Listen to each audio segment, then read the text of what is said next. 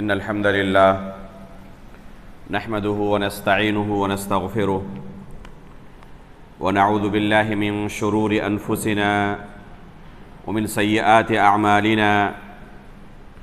من يهده الله فلا مضل له ومن يضلل فلا هادي له. وأشهد أن لا إله إلا الله وحده لا شريك له وأشهد أن محمدًا عبده ورسوله. يا أيها الذين آمنوا اتقوا الله حق تقاته ولا تموتن إلا وأنتم مسلمون.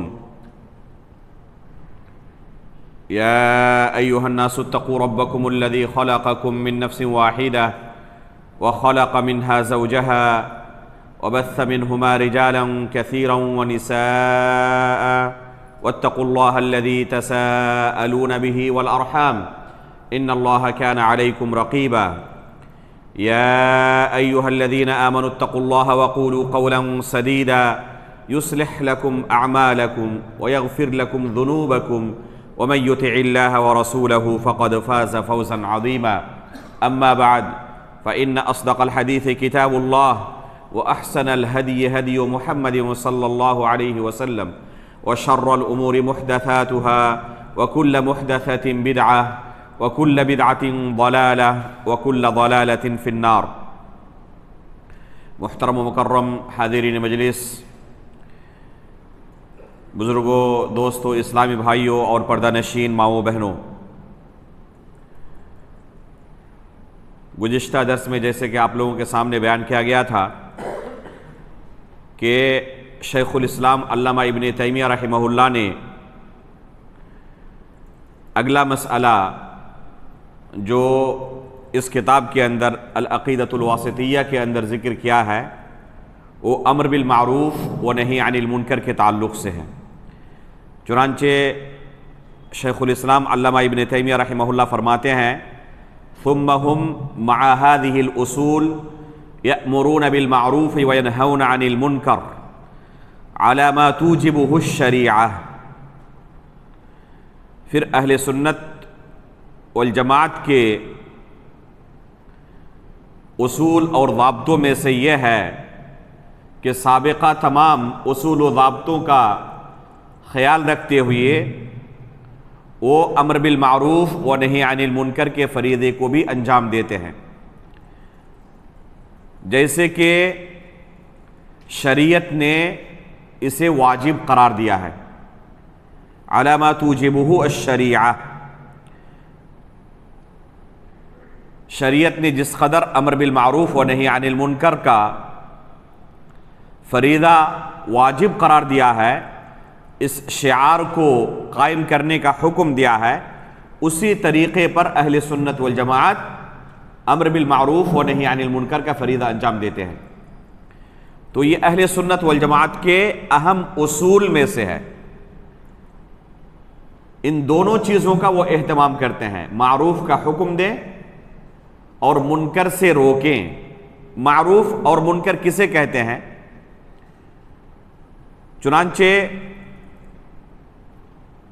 جامع اس کی تعریف شیخ الاسلام ابن تیمیہ رحمہ اللہ نے خود اقتداء الصراط المستقیم کے اندر کی ہے. فرماتے ہیں معروف کی تعریف کرتے ہوئے اسم جامع لکل ما یحبہ اللہ من الایمان والعمل الصالح. معروف یہ بہت جامع نام ہے، ہر وہ چیز جس کا تعلق ایمان اور عمل صالح سے ہو اور اللہ رب العالمین اسے پسند کرتے ہوں، اس سے محبت کرتے ہوں، اسے معروف کہتے ہیں. ہر وہ عمل جس کا تعلق ایمان سے ہے، عمل صالح سے ہے، اللہ رب العالمین اسے پسند کرتے ہیں تو اسے معروف کہتے ہیں. اور منکر کسے کہتے ہیں؟ کہتے ہیں اسم جامع لکل ما یکرہہ اللہ ونہا عنہ. یہ بھی ایک جامع کلمہ ہے، منکر کا لفظ یہ بھی بڑا جامع لفظ ہے. ہر وہ عمل جس سے اللہ رب العالمین ناپسند کرتا ہے اور جس سے اللہ رب العالمین منع کرتا ہے، روکتا ہے، اسے منکر کہتے ہیں. اگر کسی کام کا اللہ تعالیٰ نے حکم دیا ہے اور اسے پسند کرتا ہے تو معروف ہے، کسی کام کا اللہ رب العالمین نے منع کیا ہے اور اسے ناپسند کرتے ہیں تو وہ منکر ہے۔ لہذا اچھے کاموں کا حکم دیا جائے گا، برے کاموں سے روکا جائے گا۔ یہ اہل سنت والجماعت کے اہم اصول و ضوابط میں سے ہے۔ آپ پائیں گے بعض جماعتوں کو، جیسے جماعت التبلیغ ہے، یہ کہتے ہیں کہ صرف اچھے کاموں کا حکم دو، برائی سے روکنے کی ضرورت نہیں ہے۔ اچھے کاموں کا جب حکم دو گے تو خود وہ برائی کو چھوڑ دیں گے۔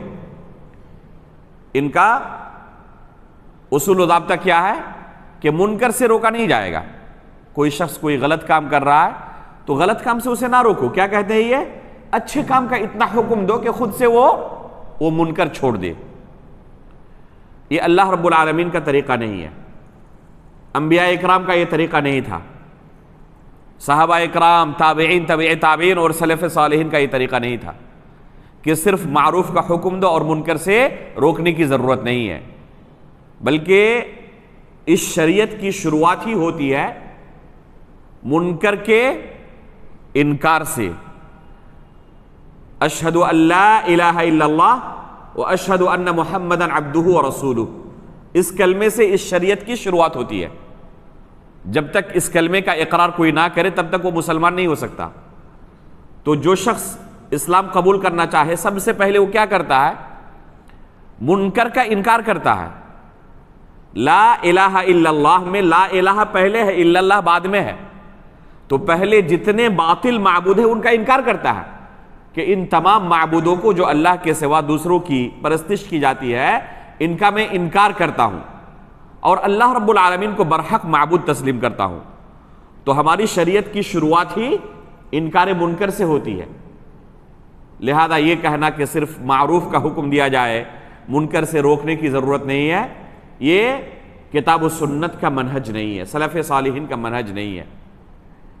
اللہ رب العالمین نے قرآن کریم کے اندر اس امت کی خصوصیت بیان کرتے ہوئے فرمایا والمؤمنون والمؤمنات بعضهم اولیاء بعض یأمرون بالمعروف وینہون عن المنکر۔ کون مؤمن ہیں، کون مؤمنہ عورتیں ہیں؟ اللہ رب العالمین کہتے ہیں کہ یہ مؤمن مرد اور مؤمنہ عورتیں ایک دوسرے کے دوست ہیں، مؤمن مومن کے دوست ہیں، مؤمنہ خواتین کی دوست ہیں۔ ان کا اہم فریضہ کیا ہے، ان کی اہم علامت اور صفت کیا ہے؟ یأمرون بالمعروف وینہون عن المنکر، یہ معروف کا حکم دیتے ہیں اور منکر سے روکتے ہیں، اچھے کاموں کا حکم دیتے ہیں، برے کاموں سے روکتے ہیں۔ اسی طرح اللہ رب العالمین نے اس امت کی خصوصیت بیان کرتے ہوئے فرمایا کنتم خیر امہ اخرجت للناس تأمرون بالمعروف وتنہون عن المنکر، کہ تم خیر امت ہو۔ اللہ رب العالمین نے یہ عظیم لقب عطا کیا اس امت کو، خیر امت کا لقب۔ لیکن یہ خیر امت کب رہے گی؟ جب یہ معروف کا حکم دے، منکر سے روکے۔ تأمرون بالمعروف وتنہون عن المنکر۔ اس آیت سے استدلال کرتے ہوئے علماء کرام نے کہا ہے کہ یہ امت اس وقت خیر امت بن سکتی ہے جب اس فریضے کو انجام دے۔ اگر معروف کا حکم دینا چھوڑ دے، منکر سے انکار کرنا چھوڑ دے، تو یہ امت خیر امت نہیں رہ سکتی، پھر یہ بری امت ہو جائے گی، اچھی امت نہیں رہ پائے گی۔ اگر کوئی شخص کہے کہ مجھے صرف اپنے نفس سے واسطہ ہے، لوگ کیا کر رہے ہیں، نماز پڑھ رہے ہیں نہیں پڑھ رہے، روزہ رکھ رہے ہیں نہیں رکھ رہے، غلط کاموں کا ارتکاب کر رہے ہیں، اس سے مجھے کوئی فرق نہیں پڑتا، میں خود اپنے آپ صحیح ہوں، اتنا کافی ہے۔ اگر کوئی اس نظریے کے ساتھ چلے تو یہ اس کی نجات کے لیے کافی نہیں ہے، اس کی نجات کے لیے کافی نہیں ہے، بلکہ جن لوگوں کا اللہ رب العالمین نے اسے ذمہ دار قرار دیا ہے، اگر ان لوگوں کی معروف کے حکم دینے اور منکر سے روکنے کا فریضہ ان کی تربیت اس طرز پر نہ کرے تو اللہ رب العالمین کے پاس وہ پکڑے جائیں گے۔ اللہ کے رسول صلی اللہ علیہ وسلم فرماتے ہیں کلکم راع وکلکم مسئول عن رعیتہ، تم میں کا ہر شخص ذمہ دار ہے، اور قیامت کے دن ہر شخص کو اس کی ذمہ داری کے بارے میں پوچھا جائے گا۔ جس پر اللہ رب العالمین نے جو ذمہ داری ڈالی ہے، عائد کی ہے، اس ذمہ داری کے متعلق اس سے پوچھا جائے گا۔ پھر اللہ کے رسول نے تفصیل اس کی بیان کی کہ ایک سردار ذمہ دار ہے اپنے ماتحت لوگوں کا، اس سے اپنے ماتحت لوگوں کے بارے میں پوچھا جائے گا۔ گھر کا جو گارجین ہے، اس گارجین سے اپنے ماتحت لوگوں کے بارے میں پوچھا جائے گا۔ والد سے بال بچوں کے بارے میں پوچھا جائے گا، شوہر سے بیوی کے بارے میں، بیوی سے شوہر کے گھر کے بارے میں، اور اس کے ماتحت جو لوگ ہیں اس کے بارے میں پوچھا جائے گا۔ ایک بیوی کو اللہ رب العالمین نے ذمہ داری عائد کی ہے گھر کی حفاظت کی، اس ذمہ داری کے بارے میں اس سے پوچھا جائے گا۔ ایک نوکر ہے، اس کو اللہ رب العالمین نے ذمہ دار بنایا ہے اپنے مالک کے مال کی حفاظت کا، اگر وہ یہ ذمہ داری صحیح سے ادا نہیں کرتا تو اس سے اس ذمہ داری کے بارے میں پوچھا جائے گا۔ اللہ رب العالمین نے ہر شخص کو ذمہ دار بنایا ہے، اس پر کچھ ذمہ داری عائد کی ہے، اور قیامت کے دن ہر شخص سے اس کی ذمہ داری کے بارے میں سوال کیا جائے گا۔ اللہ کے رسول صلی اللہ علیہ وسلم فرماتے ہیں مروا اولادکم بالصلاۃ وہم ابناء 7 واضربوہم علیہا وہم ابناء 10۔ اپنے بچوں کو نماز کی تلقین کرو، نماز کا حکم دو جب وہ 7 سال کی عمر کو پہنچ جائے، اور 10 سال کی عمر تک پہنچنے کے بعد بھی نماز نہ پڑھے تو ترک صلاۃ پر انہیں مارو۔ یہ اللہ رب العالمین کی طرف سے حکم ہے۔ اب اگر کوئی شخص یہ ذمہ داری ادا نہیں کرتا تو اللہ رب العالمین کے پاس پکڑا جائے گا۔ خود نماز پڑھ رہا تھا لیکن اپنے بال بچوں کو نماز کی تلقین نہیں کرتا تھا، نماز کا حکم نہیں دیتا تھا، اس کے بال بچے نماز نہیں پڑھ رہے تھے، تو یہ شخص خود نماز پڑھ کے نجات نہیں پا جائے گا، ان لوگوں کے بارے میں اس سے پوچھا جائے گا۔ تو یہ اللہ رب العالمین نے جو عظیم لقب عطا کیا ہے خیر امت کا، یہ امت کب خیر امت بن سکتی ہے؟ جب اس فریضے کو انجام دے۔ تأمرون بالمعروف وتنہون عن المنکر، یہ خیر امت کی اللہ تعالیٰ نے صفت بیان کی۔ اسی طرح اللہ رب العالمین کا ارشاد ہے وَلْتَكُن مِّنكُمْ أُمَّةٌ يَدْعُونَ إِلَى الْخَيْرِ وَيَأْمُرُونَ بِالْمَعْرُوفِ وَيَنْهَوْنَ عَنِ الْمُنكَرِ وَأُولَئِكَ هُمُ الْمُفْلِحُونَ۔ تم میں سے ایک جماعت ایسی ہونی چاہیے جو لوگوں کو خیر کا حکم دے، معروف کا حکم دے، خیر کی طرف بلائے، معروف کا حکم دے اور منکر سے روکے، یہی لوگ کامیاب ہونے والے ہیں۔ تو یہ اللہ رب العالمین کا ارشاد ہے۔ قرآن کی متعدد آیتیں ہیں جن میں اللہ رب العالمین نے دونوں چیزوں کا حکم دیا ہے، معروف کے پھیلنے کا، لوگوں کو معروف کی طرف دعوت دینے کا، اور ساتھ میں منکر سے روکنے کا، دونوں کا اللہ رب العالمین نے حکم دیا ہے۔ صرف یہ نہیں کہا کہ لوگوں کو اچھے اچھے کاموں کے بارے میں بتاؤ اور برے کاموں سے روکنے کی کوئی ضرورت نہیں ہے، بلکہ اس کی مثال اس طرح ہے جیسے کہ کسی کشتی کے اندر کوئی شخص کیا کرے، کشتی کے نچلے حصے میں سوراخ کر کے وہاں سے پانی لینے کی کوشش کرے۔ اب اگر کشتی کے دوسرے لوگ اس منظر کو اپنی آنکھوں سے دیکھتے رہیں اور اسے ہاتھ سے نہ روکیں تو انجام کیا ہوگا؟ صرف وہی ڈوبے گا جو اس کشتی میں سوراخ کر رہا تھا، یا تمام کے تمام لوگ ڈوب جائیں گے؟ تمام کے تمام لوگ ڈوب جائیں گے۔ قرآن میں اللہ رب العالمین نے اسی جرم کی طرف اشارہ کرتے ہوئے کہا ہے وَاتَّقُوا فِتْنَةً لَا تُصِيبَنَّ الَّذِينَ ظَلَمُوا مِنْكُمْ خَاصَّةً، اس عذاب سے ڈرو جو صرف ظالمین کے لیے اللہ رب العالمین کی طرف سے نازل نہیں ہوتا۔ وَاتَّقُوا فِتْنَةً لَا تُصِيبَنَّ الَّذِينَ ظَلَمُوا مِنْكُمْ خَاصَّةً، اس فتنے سے ڈرو، اس عذاب سے ڈرو کہ اللہ کی طرف سے جب وہ عذاب آئے تو صرف ظالموں کے گھر میں یہ عذاب نازل نہیں ہوتا ہے، وہ ہر ایک اس کی چپیٹ میں آ جاتے ہیں۔ جیسے اگر زلزلہ اللہ رب العالمین کی طرف سے عذاب کی شکل میں آ جائے تو کیا جو ظالمین ہیں ان کے گھروں بھی ہی صرف تباہ و برباد ہوں گے، ان کے گھروں کو ہی صرف لپیٹ میں لیں گے، یا جو اس معاشرے کے اندر نیک لوگ تھے وہ بھی اس کی لپیٹ میں آ جائیں گے؟ اگر سیلاب آ جائے تو صرف جو ظالمین تھے ان کے گھروں کو ہی تباہ و برباد کرے گا یہ سیلاب، یا جو نیک لوگ تھے ان کے گھروں کو بھی تباہ و برباد کر دے گا؟ یہ کب ہوگا؟ اس آیت کی تفسیر پڑھیں، یہ اس وقت ہوگا جب یہ قوم کے صالح لوگ، نیک لوگ برے لوگوں کو گناہ کرنے سے نہیں روکتے۔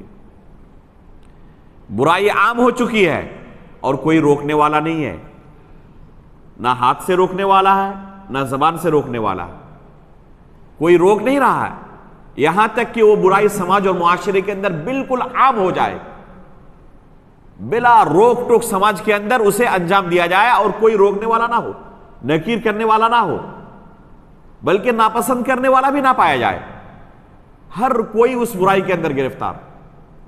جیسے آج کے دور میں آپ سود کو لے سکتے ہیں، شاذ و نادر کوئی بندہ ہوگا جو اس سے بچا ہوا ہے۔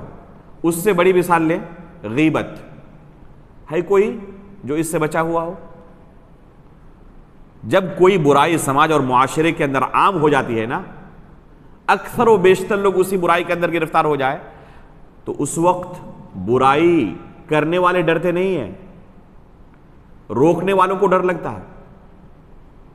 برائی کرنے والے کو ڈر نہیں لگتا، روکنے والے کو ڈر لگتا ہے۔ جہیز اس قدر عام ہو چکا ہے، لینے والے کھلم کھلا جہیز لے تو ان کو ڈر نہیں لگتا ہے، کوئی روکنے جائے تو اسے ڈر لگتا ہے کہ اگر روکنے جائیں گے تو ہمارا ہو سکتا ہے کہ ہماری مخالفت کی جائے، ہمیں نقصان پہنچانے کی کوشش کی جائے۔ جب برائی سماج اور معاشرے کے اندر پہلی بار آتی ہے تو بہت چپکے سے، ڈرتے ڈرتے، کرنے والا 1000 مرتبہ سوچتا ہے، اور پھر آہستہ جب ایک مرتبہ اس برائی کو انجام دے لیا جائے، دوسری مرتبہ کرنا آسان ہو جاتا ہے، تیسری مرتبہ اس سے آسان، چوتھی مرتبہ اس سے آسان، آہستہ آہستہ عادت پڑ جاتی ہے تو کیسا محسوس ہوتا ہے؟ جیسے کہ ناک کے اوپر کوئی مکھی بیٹھی ہوئی، اس کو بھگا دیا، بس اس سے زیادہ کوئی پریشانی نہیں ہوتی۔ حدیث کے اندر بعض آثار ملتے ہیں کہ ایک مؤمن بندہ چھوٹا سے چھوٹا گناہ کرے، اسے ایسا محسوس ہوتا ہے جیسے کسی پہاڑ کے بغل میں بیٹھا ہوا ہے اور وہ پہاڑ اس پر ٹوٹ پڑے گا، اسے ایسا محسوس ہوتا ہے۔ چھوٹا سے چھوٹا گناہ کرتے ہوئے بھی اسے ایسا لگتا ہے جیسے پہاڑ اس پر ٹوٹ پڑے، اور جب گناہ کرنے کی عادت پڑ جاتی ہے تو کبیرہ سے کبیرہ گناہ کرتے ہوئے بھی ایسا محسوس ہوتا ہے جیسے مکھی ناک پر بیٹھی، اسے بھگا دیا اور کوئی نہیں، اس سے زیادہ اسے احساس نہیں ہوتا۔ یہ دل صاف رہتا ہے۔ جب بندہ کوئی گناہ کرتا ہے تو ایک نقطہ اس میں پڑ جاتا ہے، کالا نقطہ، دوسری بار گناہ کیا پھر ایک کالا نقطہ پڑ گیا، آہستہ آہستہ نقطہ پڑھتے پڑھتے پڑھتے پڑھتے پڑھتے پڑھتے یہ دل کیا ہو جاتا ہے؟ بالکل سیاہ ہو جاتا ہے، اور جب سیاہ ہو جاتا ہے تو مردہ ہو جاتا ہے۔ شروع میں جب گناہ کیا تھا بہت مشکل لگا تھا، ایک بار کر لینے کے بعد دوسری مرتبہ آسان لگا، لیکن اس کے باوجود ملامت کر رہا تھا نفس کہ تم نے اچھا نہیں کیا، بے چین رہتا تھا گناہ کرنے کے بعد۔ آہستہ آہستہ عادت پڑ جاتی ہے تو یہ بے چینی ختم ہو جاتی ہے، ملامت بھی ختم ہو جاتی ہے، تو اس نفس کو مردہ نفس کہا جاتا ہے، ایک دم مردہ ہو چکا ہے۔ لہذا ضرورت ہے کہ سماج اور معاشرے کے اندر کوئی بھی ایسی برائی کو ہم پنپنے نہ دیں جو اللہ رب العالمین کے عذاب کو دعوت دے۔ جب کوئی برائی سماج اور معاشرے کے اندر عام ہو جاتی ہے تو اللہ رب العالمین کا عذاب اس سماج اور معاشرے کے لیے حلال ہو جاتا ہے۔ عین ممکن ہے کہ کسی بھی وقت اللہ رب العالمین کی طرف سے عذاب آ جائے، اور جب اللہ کی طرف سے عذاب آئے گا تو صرف ظالمین اس عذاب کے چپیٹ میں نہیں آئیں گے، بلکہ جو اچھے لوگ تھے وہ بھی اس میں مارے جائیں گے، جس کو کہتے ہیں کہ آٹے کے ساتھ گھن بھی پیسا جاتا ہے۔ تو اس طرح کے جرائم سے دوسروں کو روکنے کی بھی ضرورت ہے۔ صرف اپنے آپ کو بچا لینا اور کہنا کہ میں تو الحمدللہ ان گناہوں سے بچا ہوا ہوں، یہ کافی نہیں ہے۔ امر بالمعروف و نہی عن المنکر کا فریضہ اللہ رب العالمین نے اس امت کے ہر فرد پر ڈالا ہے۔ اس کا حکم کیا ہے؟ امر بالمعروف و نہی عن المنکر کا حکم کیا ہے؟ شیخ الاسلام علامہ ابن تیمیہ رحمہ اللہ، جن کا یہ رسالہ پڑھ رہے ہیں ہم، العقیدۃ الواسطیہ، خود ان کی ایک کتاب ہے الامر بالمعروف والنہی عن المنکر کے تعلق سے، بڑی ضخیم کتاب ہے، اور ان کی اور ایک دوسری کتاب ہے جو اس سے مختصر ہے، صرف چند صفحات میں، امر بالمعروف والنہی عن المنکر کے تعلق سے۔ بعض علماء کہتے ہیں کہ یہ اختصار ہے اس طویل کتاب کا، لمبی کتاب کا۔ اس کتاب کے اندر شیخ الاسلام علامہ ابن تیمیہ رحمہ اللہ خود فرماتے ہیں، ان کی عبارت ہے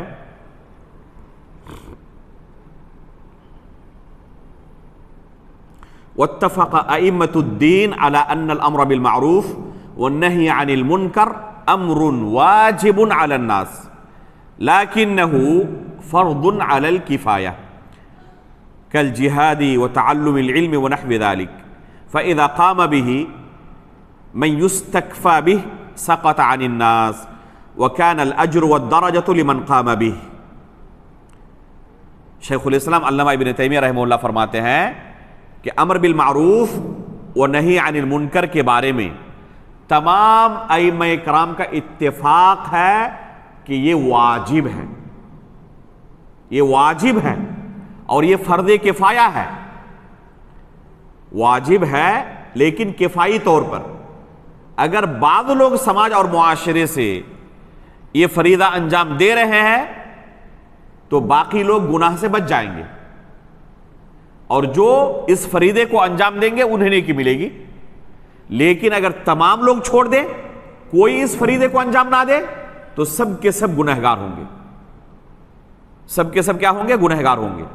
تو اصل یہ ہے کہ امر بالمعروف و نہی عن المنکر کا کام انجام دینا فرض ہے، خصوصاً ایسے موقع پر جب کسی شخص پر امر بالمعروف و نہی عن المنکر متعین ہو جائے۔ مثال کے طور پر گھر کے گارجن کے اوپر امر بالمعروف و نہی عن المنکر متعین ہے اپنے گھر کے تعلق سے۔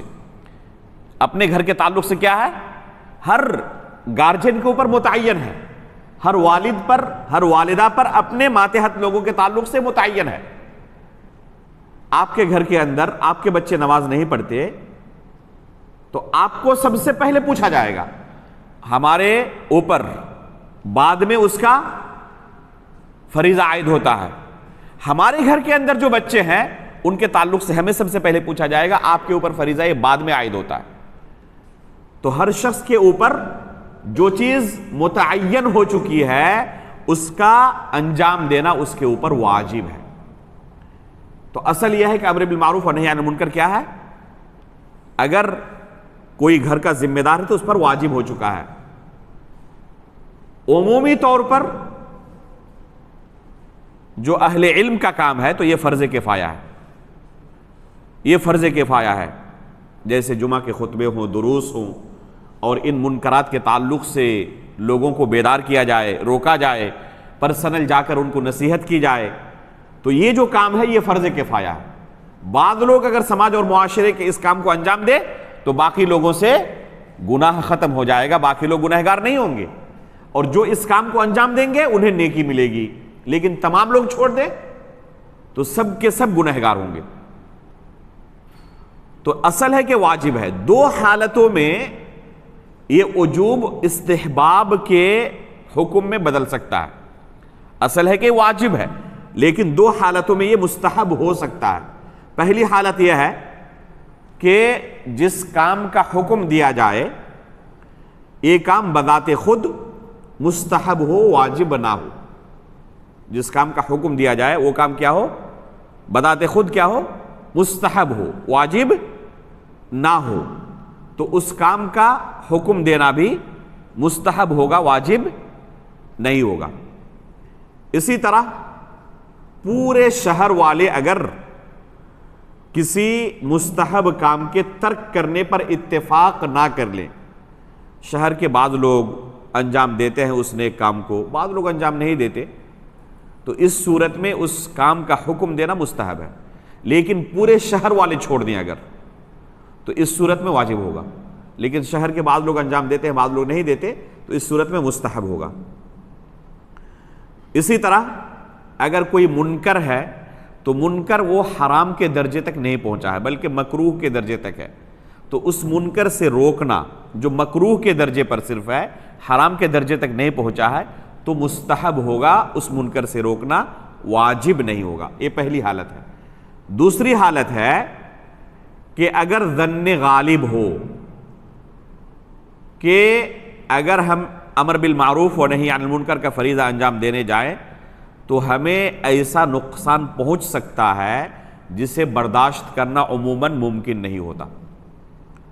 تو ایسی صورت میں واجب ساقط ہو جائے گا، صرف مستحب باقی رہے گا. مثال کے طور پر گاؤں کے اندر کوئی سنیما کھل گیا ہو، ناچ گانے کی محفل چل رہی ہو، ٹھیک ہے، یہ منکر ہے، اس سے روکنا ضروری ہے. لیکن جو لوگ یہ کام انجام دے رہے ہیں وہ گنڈے قسم کے لوگ ہیں، ان کے پاس ہتھیار ہے، گولہ بارود ہے. ظن غالب یہ ہے کہ اگر روکنے گئے تو انجام کیا ہوگا؟ وہ گولہ بارود چلائیں گے اور روکنے والوں کو قتل تک کر سکتے ہیں. تو ایسی صورت میں کیا حکم دیا جائے گا کہ پھر بھی آپ کے اوپر واجب ہے جا کے ان کو روکنا؟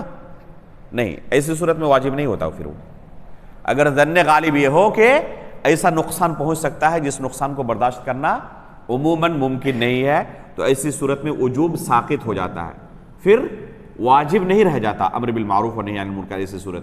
ایسی صورت میں وہ مستحب کے درجے تک پہنچ جاتا ہے. اور بسا اوقات ایسا بھی ہو سکتا ہے کہ امر بالمعروف و نہی عن المنکر حرام ہو جائے. جی ایسا ممکن ہے کہ امر بالمعروف و نہی عن المنکر کا کام حرام ہے. جی ہو سکتا ہے. اس لیے یہ کام کون انجام دیں گے؟ سب سے پہلے اسے شریعت کے مسائل کا علم ہونا چاہیے کہ ابھی جو کام انجام دینے والا ہوں اس کا حکم کیا ہے.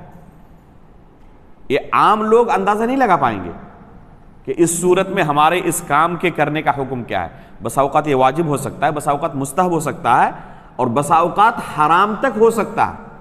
مثال کے طور پر اگر کوئی شخص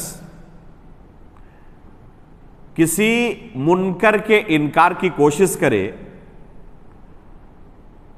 اور اس سے بڑا منکر لازم آئے تو ایسی صورت میں انکار منکر اس کے لیے حرام ہے، جائز نہیں ہے. مثال کے طور پر ایک شخص سگریٹ پی رہا ہے، منکر کر رہا ہے نہیں کر رہا ہے؟ منکر ہے یہ. ایک شخص کی آنکھ کھلی مغرب سے پہلے یا فجر کی نماز اس کی فوت ہو گئی، ٹھیک ہے، رات کو سویا تھا، فجر کی نماز اس کی فوت ہو گئی. جب آنکھ کھل رہی ہے تو فجر کی نماز کا وقت صرف 5-10 منٹ باقی ہے اور اس کے سامنے ایک بندہ سگریٹ پی رہا ہے. اب اگر سگریٹ پینے سے اسے روکنے جائے گا تو اس کا کیا ہوگا؟ نماز کا وقت نکل جائے گا. تو اس صورت میں کیا کہا جائے گا؟ انکار منکر اس کے لیے حرام ہے، کیونکہ اس انکار منکر کی وجہ سے اس سے بڑا کام اس سے فوت ہو رہا ہے جو اس کے اوپر واجب ہو چکا تھا. ایک شخص کے ساتھ ایک مریض ہے جو زندگی اور موت کے درمیان جھول رہا ہے. اب اسے ڈائریکٹ وہ جائے گا ڈاکٹر کے پاس لے کر کسی طرح اس کی جان بچ جائے، اور بیچ میں دیکھ رہا ہے کہ 2-4 لوگ کیا کر رہے ہیں؟ سگریٹ پی رہے ہیں، گانے بجا رہے ہیں. تو کیا کرے گا؟ گاڑی روک کر ایمبولینس کو ان لوگوں کو جا کے امر بالمعروف و نہی عن المنکر کا فریضہ انجام دے گا؟ کرنے گیا اور ادھر پتہ چلا کہ مریض کی وفات ہو گئی. تو یہ جائز نہیں، اس کے لیے حرام ہے ایسی صورت میں انکار منکر کا کام انجام دینا. تو انکار منکر کا کام انجام دینے سے پہلے ان نتائج کے بارے میں اسے علم ہونا چاہیے، ان مسائل کا علم ہونا چاہیے. یہ پہلی صورت ہے کہ انکار منکر کی وجہ سے ایک بڑا عمل جو اس کے اوپر واجب ہو چکا ہے، فوت ہونے کا ڈر ہو، چھوٹ جانے کا ڈر ہو، تو ایسی صورت میں انکار منکر جائز نہیں ہے، حرام ہے اس کے لیے. دوسری صورت ہے کہ انکار منکر کی وجہ سے اس سے بڑا منکر لازم آ جائے. آپ ایک چھوٹے منکر سے روکنے گئے تھے اور اس کا نتیجہ کیا ہوا؟ اس چھوٹے منکر کو تو آپ نے ختم کر دیا، لیکن نتیجہ ہوا کہ اس سے بڑا منکر ظاہر ہوا. مثال کے طور پر شیخ الاسلام علامہ ابن تیمیہ رحمہ اللہ، جن کی ہم کتاب پڑھ رہے ہیں، ان کے زمانے میں تاتاریوں کا جو فتنہ تھا بڑا عروج پر تھا. ہزاروں لاکھوں علماء اکرام کو قتل کیا تھا ان تاتاریوں نے. کہا جاتا ہے کہ دجلہ اور فرات جو دو بڑی ندیاں ہیں، 7 دن اس کا پانی سرخ بہا تھا علماء اکرام کے خون کی وجہ سے. قتل کر کے اس دریا میں ڈالا جاتا، 7 دن تک پانی سرخ بہتا رہا، خون ایک دم. تو یہ تاتاریوں کا فتنہ تھا. شیخ الاسلام ابن تیمیہ رحمہ اللہ اور ان کے ساتھ بعض علماء اکرام اور طلبہ علم جا رہے تھے راستے سے، دیکھا کہ یہ تاتاری روڈ کے کنارے شراب پینے میں مست ہیں. تو کسی نے کہا کہ یہ منکر کام کر رہے ہیں، تو کیا آپ ان کو نہیں روکیں گے؟ کہا کہ بالکل نہیں روکوں گا. اگر ان کو اس منکر کام سے روکا جائے تو جب یہ ہوش میں آئیں گے تو علماء کا قتل کریں گے. جب تک یہ بے ہوش پڑے ہوئے ہیں شراب پی کر، یہ امت کے لیے رحمت ہی ہے. تو شراب پینا کبیرہ گناہ ہے. شیخ الاسلام ابن تیمیہ رحمہ اللہ نہیں روکا ان لوگوں کو، کیونکہ یہاں انکار منکر کا نتیجہ کیا ہوگا؟ اس سے بڑا منکر لازم آئے گا. لہذا پہلے یہ دیکھنے کی ضرورت ہے کہ اس انکار منکر کا نتیجہ کیا ہوگا. ہر جگہ انکار منکر کا فریضہ انجام دینے کے لیے نہیں پہنچنا چاہیے. اس لیے پہلے اس نتیجے کے بارے میں سوچ لینا چاہیے کہ اس کا نتیجہ کیا ہوگا. یہ دوسری قسم ہے کہ اس سے بڑا منکر اگر ظاہر ہونے کا ڈر ہو تو پھر انکار منکر حرام ہے، جائز نہیں ہے.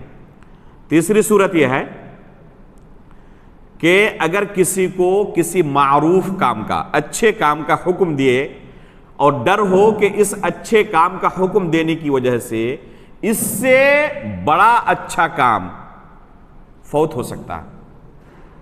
مثال کے طور پر ایک بھائی کو آپ صدقہ و خیرات کے بارے میں نصیحت کرنے کے لیے گئے، اور وہ بھائی خود فقیر ہے، کسی طریقے سے اپنے گھر والوں کے لیے روزی روٹی کا انتظام کرتا ہے، 3 وقت کا کھانا بھی نہیں ملتا. اب صدقات و خیرات کی فضیلت آپ نے ایسی ان کو بیان کی، وہ بندہ کیا جو کچھ تھا پورا صدقہ کر دیا اور خود بھوکا مر رہا، اس کے بال بچے مر رہے ہیں بھوکا. تو یہاں پر انکار یہ معروف کا حکم دینا یہ تھا، مناسب تھا. اس لیے جاننے کی ضرورت ہے کہ کن کو ہم کیا کہہ رہے ہیں، کس محفل میں کہہ رہے ہیں. تو ایک ہی چیز بعض جگہوں پر اس کا رزلٹ بہت اچھا آئے گا، اور بعض جگہوں پر اس کا جو رزلٹ آئے گا اس سے بڑا منکر کی صورت میں وہ ظاہر ہوگا. لہذا یہاں پر انکار منکر یا امر بالمعروف درست نہیں ہے. اور چوتھی صورت ہے کہ انکار منکر کی وجہ سے انکار منکر کر رہا ہوں امر بالمعروف کی وجہ سے کوئی منکر لازم آئے.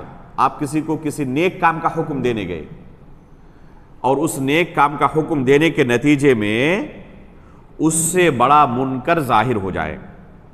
جیسے مثال کے طور پر ایک شخص ابھی نیا مسلمان ہوا ہے، اللہ رب العالمین دل میں ہدایت ڈالی، اور آپ اس کو جا کر کہنے لگے جیسے ہی کلمہ پڑھا کہ اب آپ کا ختنہ کریں گے ہم. ختنہ یہ تو بڑا مشکل معاملہ ہے. تو اچھا ہی تھا کہ میں کافر تھا، چلیے میں اسلام چھوڑ رہا ہوں، پرانے مذہب کی طرف لوٹ رہا ہوں.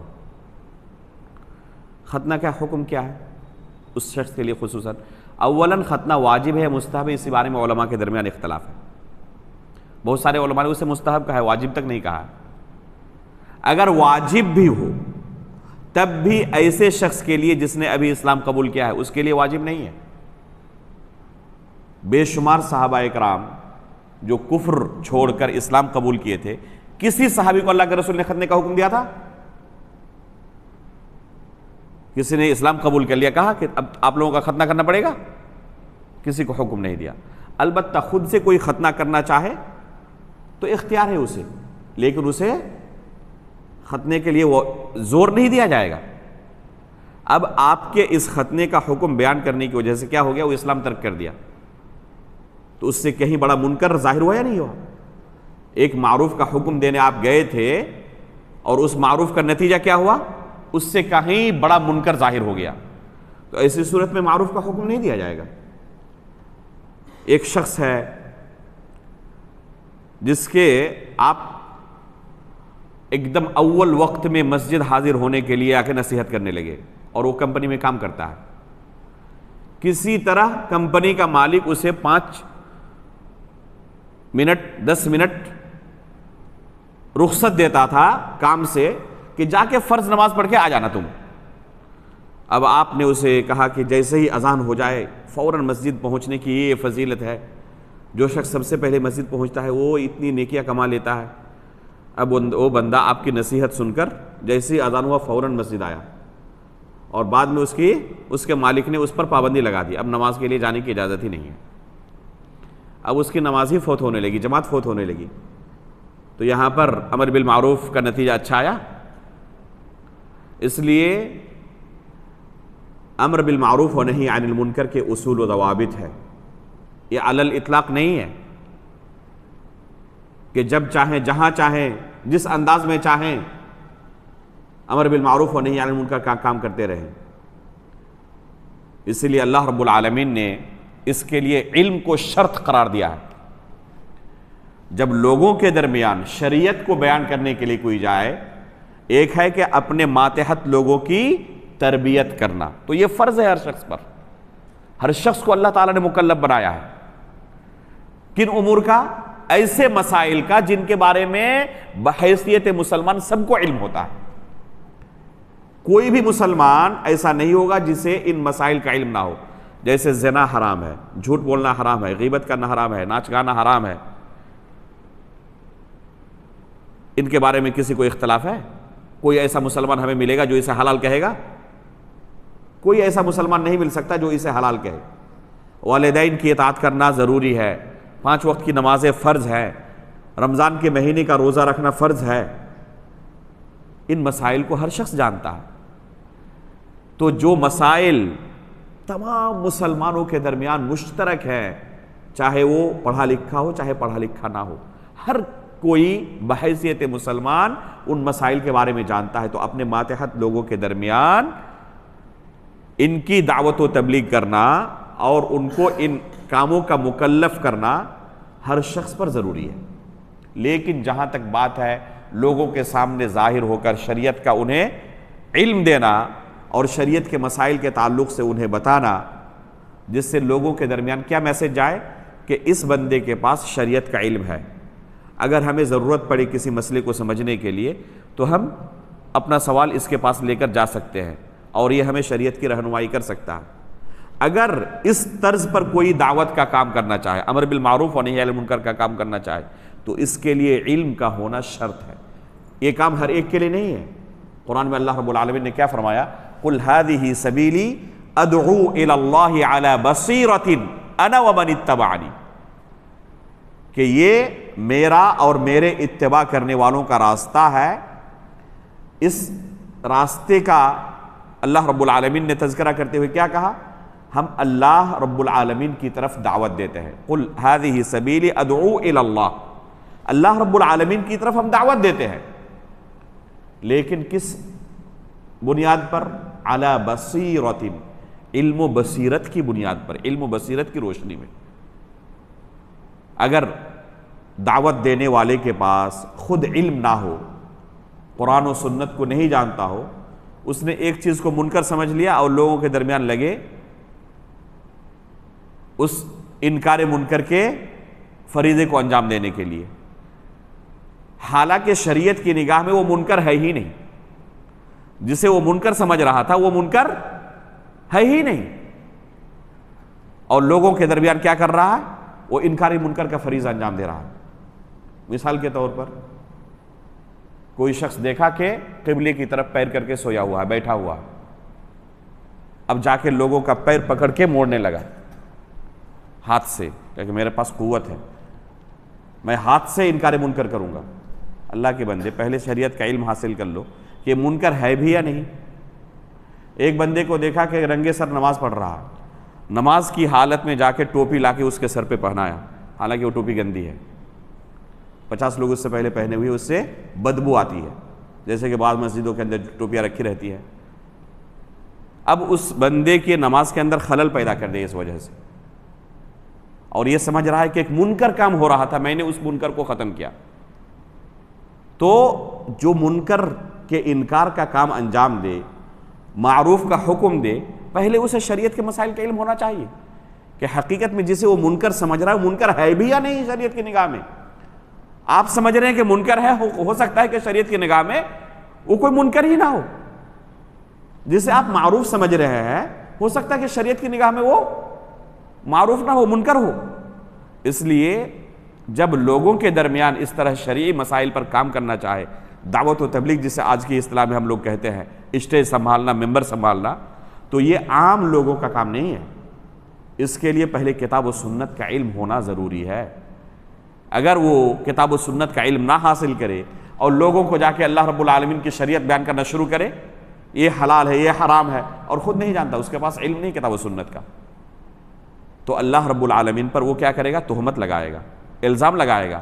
اللہ نے شریعت جو نازل نہیں کی اپنی طرف سے وہ شریعت بنا کر لوگوں کے سامنے پیش کر رہا، تو جائز نہیں ہے. دوسری بات کہ جس کے پاس شریعت کا علم ہے، اللہ رب العالمین کی شریعت کو اس نے سیکھا ہے، ایک لمبی مدت تک پڑھا ہے، اسے بھی جب میدان میں آنا ہے اور انکار کے منکر کا کام انجام دینا ہے، امر بالمعروف کا کام انجام دینا ہے، تو اس کے بھی اصول و ضوابط ہیں. چنانچہ شیخ الاسلام علامہ ابن تیمیہ رحمہ اللہ اسی کتاب کے اندر جس کا بھی تذکرہ کیا گیا آپ کے سامنے، اس کتاب میں فرماتے ہیں وَيَنبَغِي أَن يَكُونَ الْآمِرُ فَقِيهًا فِيمَا يَأْمُرُ بِهِ فَقِيهًا فِيمَا يَنْهَى عَنْهُ رَفِيقًا فِيمَا يَنْهَى عَنْهُ حَلِيمًا فِيمَا يَأْمُرُ بِهِ حَكِيمًا فِيمَا يَنْهَى عَنْهُ رَفِيقًا عَالِمًا قَبْلَ الْأَمْرِ وَالنَّهِي رَفِيقًا حِينَ الْأَمْرِ وَالنَّهِي حَلِيمًا صَبُورًا بَعْدَ الْأَمْرِ وَالنَّهِي كما قال تعالى في قصة لقمان وَأْمُرْ بِالْمَعْرُوفِ وَانْهَ عَنِ الْمُنْكَرِ وَاصْبِرْ عَلَى مَا أَصَابَكَ إِنَّ ذَلِكَ مِنْ عَزْمِ الْأُمُورِ. یہاں بہت ہی اہم بات شیخ الاسلام علامہ ابن تیمیہ رحمہ اللہ نے بیان کی ہے. جو شخص امر بالمعروف و نہی عن المنکر کا کام انجام دے، اس کے لیے 3 اہم صفات کا حامل ہونا ضروری ہے. ایک نمبر پر علم، دوسرے نمبر پر حلم، اور تیسرے نمبر پر رفق. العلم والرفق والحلم والصبر، حلم کہتے ہیں صبر کو. جو شخص امر بالمعروف و نہی عن المنکر کا کام انجام دے گا، سب سے پہلے اس کا عالم ہونا ضروری ہے. اگر وہ عالم نہیں ہے تو ہو سکتا ہے کہ جہاں پر امر بالمعروف و نہی عن المنکر کا کام حرام تھا وہاں پر جا کر وہ امر بالمعروف و نہی عن المنکر کا کام انجام دے، اور بنانے سے زیادہ بگاڑنے کا وہ سبب بن جائے. لہذا پہلے اس کا عالم ہونا ضروری ہے. دوسرے نمبر پر رفیق ہونا ضروری ہے، اس کے اندر رفق کی صفت کا پایا جانا ضروری ہے. رفق کسے کہتے ہیں؟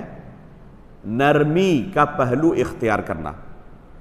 دعوت دینے میں ہمیشہ انتہائی صبر کے ساتھ، انتہائی رفق کے ساتھ، نرمی کے ساتھ دعوت کا کام انجام دینا ہے.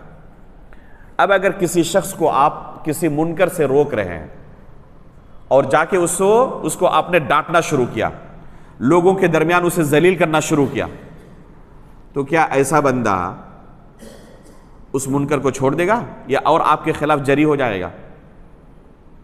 آپ نے پورے گاؤں والوں کو بلایا کہ پورے گاؤں والوں کی آج میٹنگ ہے مسجد کے اندر، اور نماز کے بعد نام لے کر کھڑا کیا بعض لوگوں کو اور کہا کہ یہ لوگ یہ فلا فلا فلا فلا منکر کر رہے تھے، میں نے دیکھا.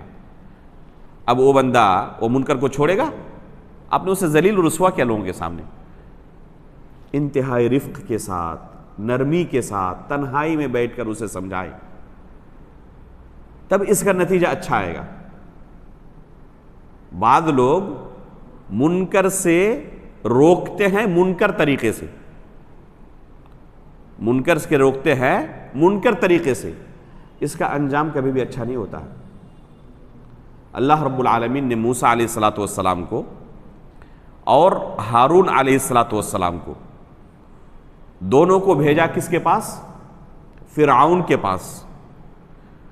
دنیا کا سب سے بڑا ظالم، سب سے بڑا کافر کون ہے؟ فرعون ہے، جس نے اپنے بارے میں کیا اعلان کیا تھا؟ انا ربکم الاعلی، کہ میں ہی تمہارا رب ہوں۔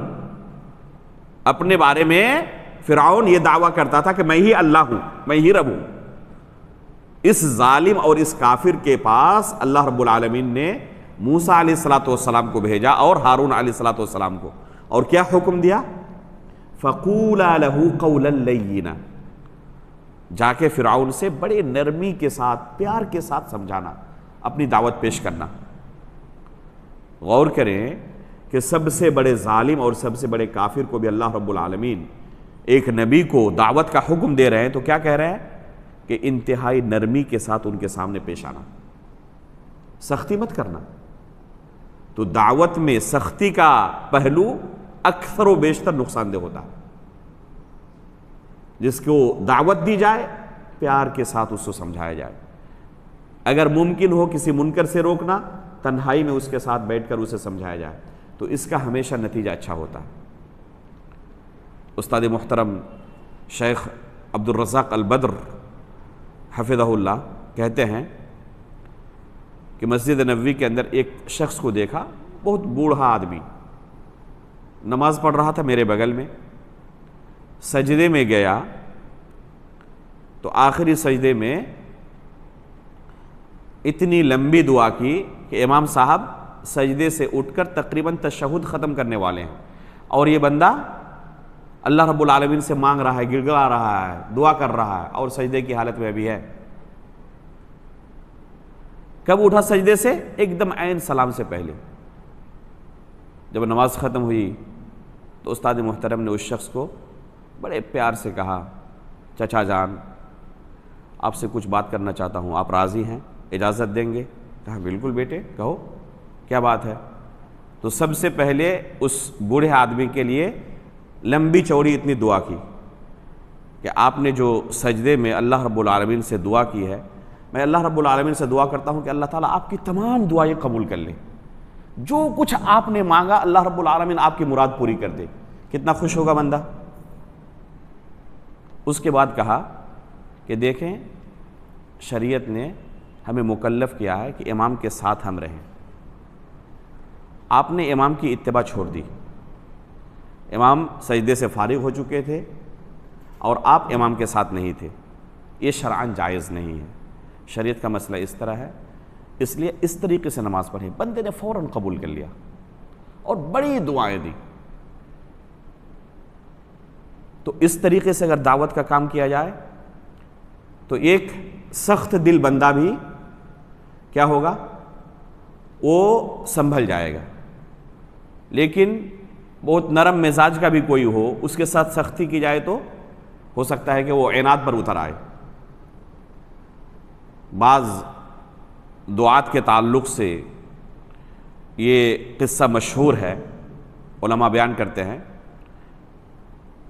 کہ انہوں نے کسی شخص کے ساتھ بڑی سختی کی، دعوت دینے کے لیے گئے، بہت لعن طعن کیا، آپ ایسے ہیں ایسے ہیں، یہ کام کرتے ہیں یہ کام کرتے ہیں، اس سے رک جائے، اللہ کا عذاب نازل ہوگا، کب تک آپ اس دنیا میں اس طرح ظلم و ستم کرتے رہیں گے، دنیا کتنے دن کی ہے، ایک نہ ایک دن آپ کی یہ طاقت ٹوٹے گی۔ اس وقت آپ کو بہت کچھ کہا سنایا، انتہائی سختی والا اسلوب۔ جب فارغ ہو گئے اپنی باتوں سے تو اس شخص نے کہا کہ آپ فارغ ہو چکے، اب میں کچھ کہوں؟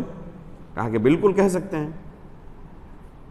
کہا کہ آپ کو اپنے بارے میں کیا محسوس ہو رہا ہے؟ آپ موسیٰ علیہ السلام سے افضل ہیں؟ آپ کو ایسا لگ رہا ہے کہ میں موسیٰ علیہ السلام سے بھی افضل ہوں؟ کہہ رہے نہیں، ہماری کیا حیثیت، تو نبی تھے، ہمیں تو کوئی جانتا بھی نہیں، پتہ نہیں آخرت میں ہمارا کیا ہوگا۔ وہ تو نبی تھے اللہ کے، اولو العزم من الرسل، ان کا شمار ہوتا ہے۔ کہ چلیے پتہ چلا کہ آپ موسیٰ سے افضل نہیں ہیں، میرے بارے میں آپ کو کیا لگ رہا ہے کہ میں فرعون سے بھی بڑا کافر ہوں، فرعون سے بھی بڑا ظالم ہوں؟ کہ نہیں، فرعون کے درجے تک تو آپ بالکل نہیں پہنچ سکتے، وہ تو انا ربکم الاعلیٰ کہتا تھا، آپ تو بہرحال مسلمان ہیں، کہا کہ آپ موسیٰ سے افضل نہیں، میں فرعون سے برا نہیں، پھر بھی یہ اسلوب کیوں میرے ساتھ؟ اللہ نے موسیٰ علیہ السلام کو کہا فرعون کے پاس بھیجتے وقت کہ انتہائی نرمی کے ساتھ جا کے اپنی بات پیش کرنا، فَقُولَا لَهُ قَوْلًا لَيِّنًا۔ تو یہ بڑا شرمندہ ہوا کہ اسی چیز کو آپ نرمی کے ساتھ کہہ سکتے تھے، پیار کے ساتھ مجھے سمجھا سکتے تھے۔ تو یہ سختی والا اسلوب کبھی بھی فائدہ مند نہیں ہوتا، ہمیشہ نرمی کا نتیجہ اچھا ہوتا ہے، اور یہ حدیث کے اندر آیا ہوا ہے کہ جہاں سے نرمی چھین لی جاتی ہے وہ چیز عیبدار ہو جاتی ہے، اس لیے ہمیشہ نرمی کا پہلو اختیار کرنا چاہیے داعی کو۔ اور تیسری چیز ہے صبر کرنا۔ اگر داعی کے پاس صبر کی صلاحیت نہیں ہے تو وہ کامیاب نہیں ہو سکتا اپنی دعوت میں۔ صبر انتہائی ضروری ہے۔ قرآن میں اللہ رب العالمین نے کیا فرمایا؟ جو آیت شیخ الاسلام ابن تیمیہ رحمہ اللہ نے یہاں نقل کی ہے، وَأْمُرْ بِالْمَعْرُوفِ وَانْهَ عَنِ الْمُنْكَرِ وَاصْبِرْ عَلَى مَا أَصَابَكَ۔ یہ بہت ضروری ہے، صبر کرنا۔ اللہ کے رسول صلی اللہ علیہ وسلم اگر طائف والوں کے اس رویے پر صبر نہ کرتے تو طائف والے مسلمان ہوتے؟ پہاڑ کے فرشتے نے آ کر کہا کہ آپ صرف اجازت دیں، سب کو ہم پیس کے رکھ دیتے۔ اگر اللہ کے رسول نے اجازت دی ہوتی تو یہ سب کے سب جو اللہ کے رسول کی آخری زندگی میں اسلام کے اندر داخل، پورا شہر داخل ہو گیا، یہ اچھا نتیجہ آتا؟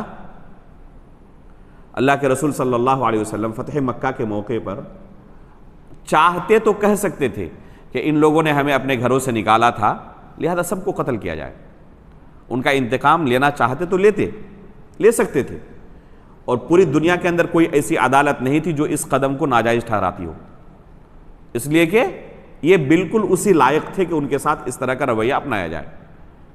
لیکن دونوں کا نتیجہ کیا نکلتا؟ اس انتقام کا نتیجہ کبھی بھی اچھا نہیں نکلتا۔ جو قدم اللہ کے رسول نے اٹھایا اس کا نتیجہ کتنا اچھا نکلا؟ لوگ جوق در جوق، جماعت در جماعت اسلام کے اندر داخل ہونے لگے۔ تو داعی کے اندر اگر صبر کا پہلو نہ ہو، کوئی داعی چاہے کہ میں نے ابھی دعوت دی، فوراً اس طرف سے ایک دم ویلکم ہونا چاہیے، ہم نے کسی کو دعوت دی اور فوراً اس طرف سے قبول کر لے ہماری دعوت، تو ایسا نہیں ہوتا ہے۔ ہو سکتا ہے کہ آپ نے ابھی دعوت دی اور اس کا نتیجہ 10 سال کے بعد آئے، ایسا بھی ہو سکتا ہے کہ آپ دنیا سے گزر جائیں، آپ کے دنیا سے گزرنے کے بعد اس کا نتیجہ سامنے آئے، ایسا بھی ہو سکتا ہے کہ یہ جنریشن قبول نہ کرے، اس کے بعد والا جنریشن آپ کی دعوت کو قبول کرے۔ اس لیے صبر کا پہلو کبھی بھی نہیں چھوڑنا چاہیے۔ تو یہ 3 چیزیں اہم ہیں، انتہائی اہم ہیں: علم، رفق اور صبر۔ علم ہونا ضروری ہے ورنہ دعوت کا کام صحیح طریقے سے انجام نہیں دے سکتا، نرمی کا ہونا ضروری ہے ورنہ نتیجہ اور خراب ہو جائے گا، اور صبر کا ہونا ضروری ہے ورنہ کامیاب نہیں ہوگا۔ اللہ رب العالمین نے سورہ آل عمران کے آخر میں کیا کہا؟ یا ایھا الذین آمنوا اتقوا اللہ، یا ایھا الذین آمنوا اصبروا وصابروا ورابطوا واتقوا اللہ لعلکم تفلحون۔ اصبروا وصابروا کہا، صبر کرو اور صبر کرتے ہوئے اس پر جمے رہو۔ ایسا نہیں کہ کچھ دنوں تک صبر کیا اب صبر نہیں ہو رہا ہے، نہیں، صبر کر کے رہنا پڑے گا آپ کو، جمے رہنا ہے صبر کرتے ہوئے، تب کامیاب ہو سکتے ہیں ورنہ کامیابی نہیں ملے گی۔ تو یہ چند اہم اصول و ضوابط ہیں امر بالمعروف و نہی عن المنکر کے۔ ان اصول و ضوابط کی روشنی میں اگر امر بالمعروف و نہی عن المنکر کا کام انجام دیا جائے تو انتہائی افضل عبادت ہے یہ، اور اگر اس عبادت کو کوئی انجام دینا چھوڑ دے تو اللہ رب العالمین کی طرف سے کسی بھی وقت عذاب نازل ہو سکتا ہے، خصوصاً اگر سماج اور معاشرے کے اندر کوئی برائی عام ہو جائے اور اس برائی سے روکنے والا کوئی نہ ہو، تو ایسے موقع پر بہت ڈر ہے کہ اللہ رب العالمین کی طرف سے کوئی عذاب نہ آ جائے۔ اس لیے امر بالمعروف و نہی عن المنکر یہ اہل سنت والجماعت کے اہم اصول و ضوابط میں سے ہے۔ اس کے بعد جو اگلا مسئلہ انشاءاللہ ہم اگلے درس میں اس کو پڑھیں گے، وہ ہے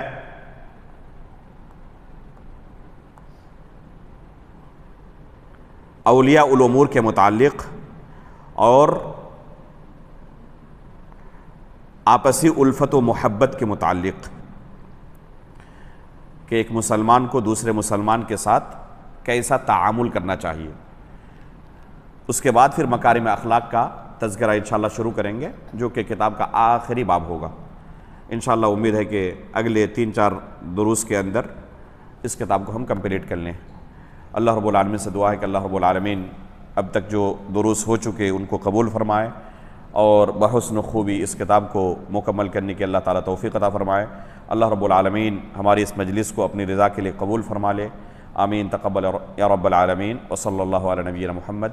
سبحانک اللہم و بحمدک اشہد ان لا الہ الا انت استغفرک و اتوب الیک.